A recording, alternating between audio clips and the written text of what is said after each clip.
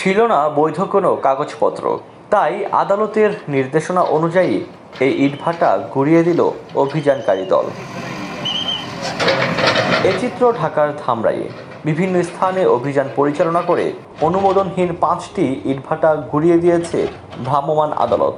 শনিবার দুপুরে ধামরাইয়ের ভাড়াইয়া ইউনিয়নে এই অভিযান পরিচালনা করেন উপজেলা নির্বাহী অফিসার ও জেলা প্রশাসনের এক্সিকিউটিভ ম্যাজিস্ট্রেট। প্রশাসন জানায়, সারা দেশে সব অবৈধ ইটভাটা আগামী 17 মার্চের মধ্যে গুড়িয়ে দিতে বিভাগীয় কমিশনার ও ডিসিদের নির্দেশ দিয়েছেন হাইকোর্ট। নির্দেশনা অনুযায়ী যেসব ইটভাটার কাগজপত্র নেই তা বন্ধের ঘোষণা দেওয়া হয়। পরিবেশ দূষণকারী ও অবৈধ ইটভাটা বন্ধে ধামরাইয়ে ভ্রাম্যমাণ আদালত অভিযান পরিচালনা করে। অভিযানে গুড়িয়ে দেওয়া হয়েছে 4 star bricks, Emon bricks, DBC bricks, HMB bricks ও ইউনিভার্সাল ব্রিক্সের ইটভাটা। ধামরাই উপজেলার সকল অবৈধ ইটভাটা বন্ধে অভিযান অব্যাহত থাকবে বলেও জানিয়েছে প্রশাসন।